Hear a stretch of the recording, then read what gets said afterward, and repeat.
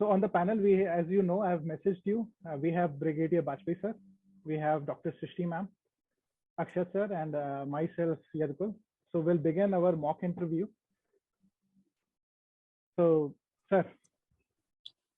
Chitra, can you hear me? I can't see you. Yes, sir. I can't see her. Yes, sir. I can see her. Chitra, Yes, sir. Can you tell me something about yourself, and why did you take this physical education as a subject? Sorry, sir?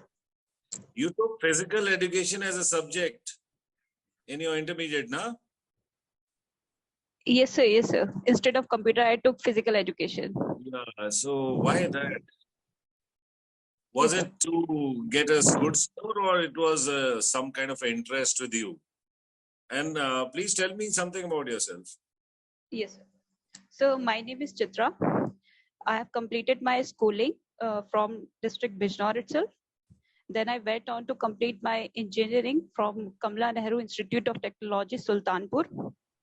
And I completed my engineering from civil engineering branch in 2020.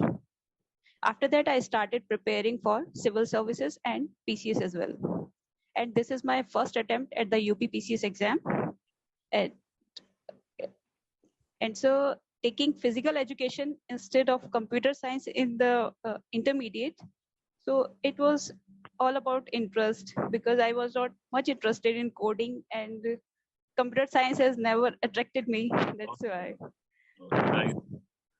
That's a kind of an answer. Like I asked you, was it more scoring? I don't think so. Means both the subjects are nice. Okay. So what is your field basically? What are your interests? Yes, sir. Interests? So my hobbies? No, not your hobbies, your interests. Like what do you read? Yes, sir. So I prefer to follow international relations. Right. So you would be reading about Sri Lanka? Yes, sir. So you would be expecting like that I should ask that question to you, because Sri Lanka has imploded. It was a model country, as you know. It was a model of fineness in South Asia. It was the best in SDI indicators. I thought you would be aware that it had the best SDI indicators, including per capita GDP and income. Yes, and sir. Now it is suddenly a failed state. Yes. So this malfunction, what are the reasons? Do you think it is dynasty? Do you think it is economic imprudence? Or is it sociology? Or whatever? What are the basic main causes?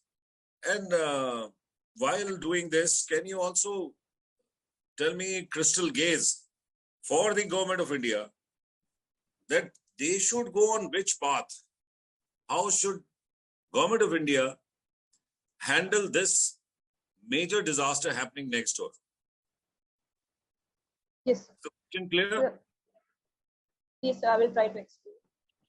And in just in a very brief manner, if it would be better if you can tell me that how should government of India respond in a kind of a timeline? In a timeline, like 2 months, what they should do, 6 months, what they should do, 1 year, 2 year. What can India do? You can go ahead. Yes. So regarding the crisis in Sri Lanka, I think there is no single factor which is responsible for such an economic crisis which the country is facing. And there is a mixture of certain economic perspectives, political decisions that the leaders of that country took. And it also thus gives us a message that it's quite important that we need to choose our leaders very wisely who are going to lead the country. And yes, sir, dynastic politics in Sri Lanka has played a major role in causing this economic collapse in the Sri Lanka. Another one from the economic perspective is the agricultural policies, which was in news, that suddenly the Gotabaya Rajapaksa, the then president of Sri Lanka, that the imports of all the chemical fertilizers and follow the organic farming policy. So suddenly shifting to organic farming suddenly collapsed the kind of output that the agriculture was producing in the Sri Lanka. It's the other factors may be the international scenario which is being going on, for example, inflation. But that comes very late, because already the Sri Lanka was going through such a crisis before this Ukraine war took place, or the Ukraine-Russia invasion took place. It's regarding what can be the India's role. So as per our, as Sri Lanka is one of our neighbors, and we had historically we had certain memories, we can say they were both positive as well as negative. For example, we know Indian peacekeeping forces and their role during the Rajiv Gandhi government, and recently the Tamil issues, which always remains in limelight in the Sri Lanka. So support India, what India can do is provide greater support that can be monetary, and that is what India is doing through its ambassador to Sri Lanka, and to make the institutions like the UN and IMF to come up with greater bailout packages for Sri Lanka. This can be a broader role of India, what India can play in Sri Lanka. Okay, good. Is there Yadukul, is somebody else asking questions? Sure, sir. Ma'am. Yes, Chitra, I want to know what are the strength and weakness in your personality. Being a psychologist, I want to know. And why did you select this UPSC services? My strengths are that I am quite honest, and I am dedicated towards my work. I have perseverance, I have patience. My weaknesses are that I am sometimes I am quite emotional. These, for example, that many of the times, or most of the times, we need to be very objective. So sometimes the emotional factors that surpass or that supersede the objectivity. That's, I think, that is my weakness. You know the concept of emotional intelligence and Yes, why ma'am. it is useful for administrative services. Yes, ma'am. Emotional intelligence is actually the use of intelligence, means how we can control our emotions as well as the emotions of the other, and use it wisely or in an intelligent way, so as to achieve the desired goals. And they are basically 5 broad categories on which this emotional intelligence is based. For example, self-motivation, handling of the emotions, and sorry ma'am, I am not able to recall the other factors at this moment. Okay, it's okay. Why do you want to go in this field, in the administrative line? Yes. Ma'am, it has been a childhood dream, I would say, since my intermediate. I've been motivated toward it, and family support. My family has, most of them has been in defense services either, or they are serving in police. So a service, a kind of service to the society, that has always been a part of my upbringing. That's why.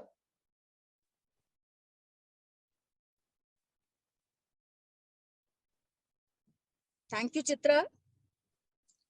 Thank you.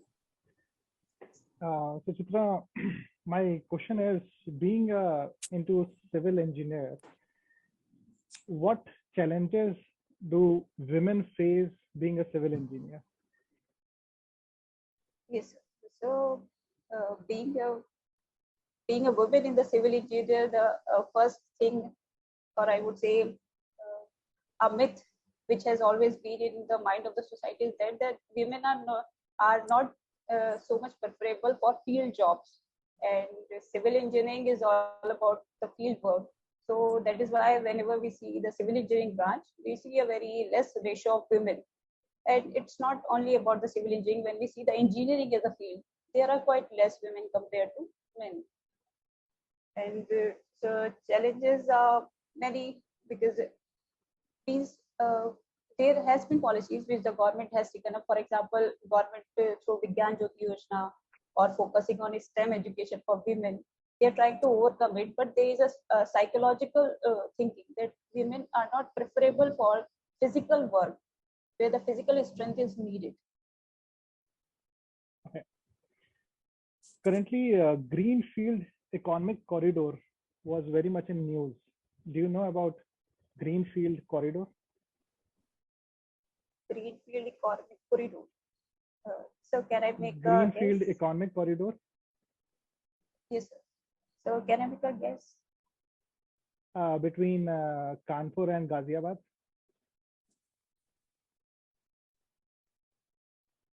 So starting a project since very initial without any kind of rejuvenation, that's what is known as greenfield projects. I think you should read Greenfield Economic Corridor, which was very much in news from UP. Okay. Yes, sir. Do you know anything about anti-defection law? Yes, sir. Can you please explain what is It has been anti-defection law? mentioned. Yes, sir. So it has been mentioned in the 10th schedule of our constitution. It was added in 1985, and it was basically created to end up the policy of Aya Gaya, what a famous phrase is. And it was in order to control the horse trading which used to take place in the political parties, so that the members should remain in those parties from whose ticket he or she has won the elections. At present, the changes that has been made are that if a merger of a political parties take place, then there is no such anti-defection law that would be applicable.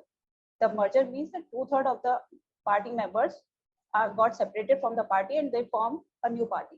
But if the split takes place, that is 1/3 of the members are being separated, then anti-defection law would be valid, or defection law would be valid against them.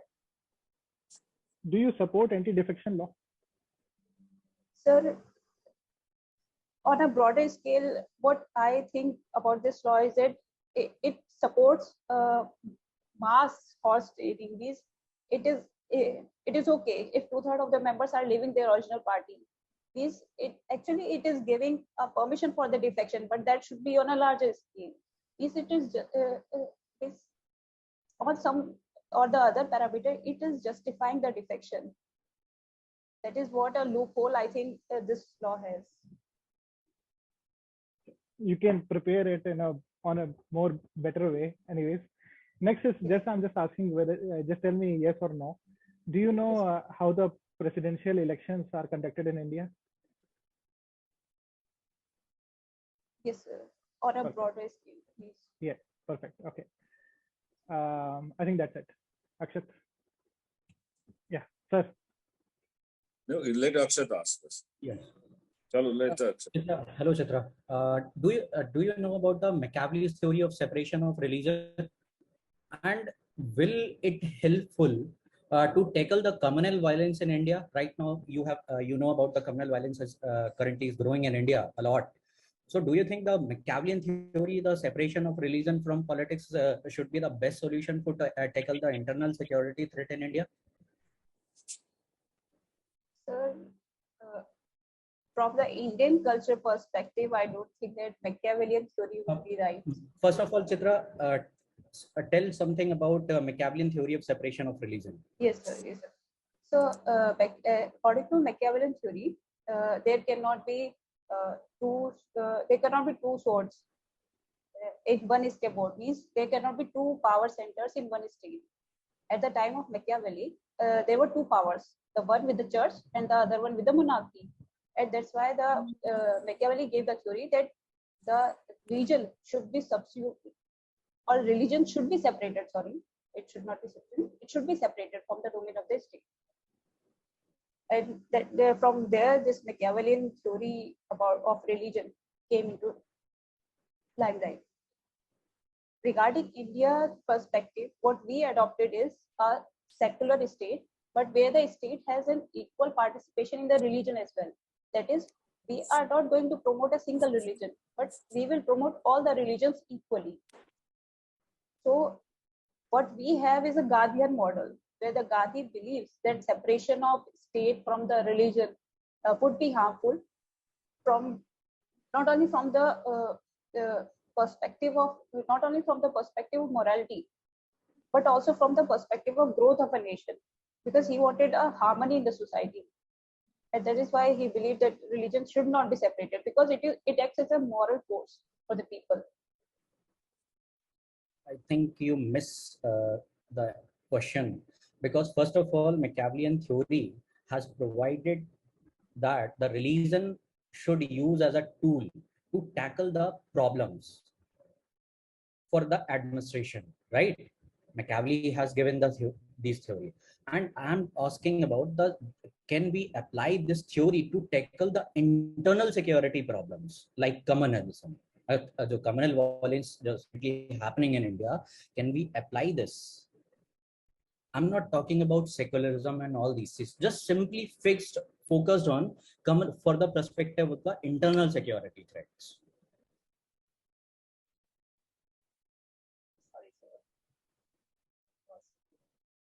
Okay, no issues. Sir. I just, where's Chitra? I can't see her. Can you switch back? Where's Chitra? Yes, sir. Yeah. Am I visible? Yeah, now you're visible. Chitra, tell me one thing. You just, in the passing, you were telling ma'am that your family is from a defense background? Most of the members, for example. So what? Yes, sir. So what opinion do you have about this new scheme called Agniveer? What is your opinion, not your family members? Yes, sir. Sir, if I see it from a perspective that it would discipline the youth, then it is a good initiative. Because there are countries, for example, Israel, South Korea, where there is a necessary service that the individual has to give in the military or army in those countries, whether he or she is a male or a female. So if we see army as a personnel with the well-disciplined background, then obviously our youth would get an opportunity to get disciplined, and obviously they are being in the service for 3 years. They are being paid for it, and as the government ensured that 20 to 25% of them would be selected for certain other posts after these 3 years. So not all of them are having the issue of job insecurity, and they could further pursue their career, whatever field they like. So I think it is a better option. Okay. Thank you. Anybody else? That's it, sir. You can give the 20 feedback. minutes over. Yes, sir. You can give the feedback. Ma'am, you want to say something? Chitra is quite confident and well informed, but she should practice more and more for confidence. Wish you all the best, Chitra. Wish you all the best. Thank you. Sir, shall I? Yeah, sir. Chitra, again, Chitra is not visible. Sorry, sir. Chitra, she's praised you, so I'll be more critical. Yes, sir, it's fine. So, I would say that, like, Yadukul asked you about anti-defection law. Yes, sir. 50 and you suddenly went into a blink. You went into a blink, and that is the time actually you should, when you go into these blinks, you should first speak what you know. Because he asked you views on, he said, do you feel anti-defection? And you went into a blink. So you should just take out some words about anti-defection law. Your brain is still working, na? It will give you answers. So you must first speak anti-defection law is this, that, and by the time you will get an answer to what he had asked. You went into actual blink. And sometimes you tend to repeat a word. Like when I asked you about Sri Lanka, when you see the video, you repeated Sri Lanka, I think 50 times in the answer. Just see it. It was like, it was far too many times. So these are small things, but they will, you will get better.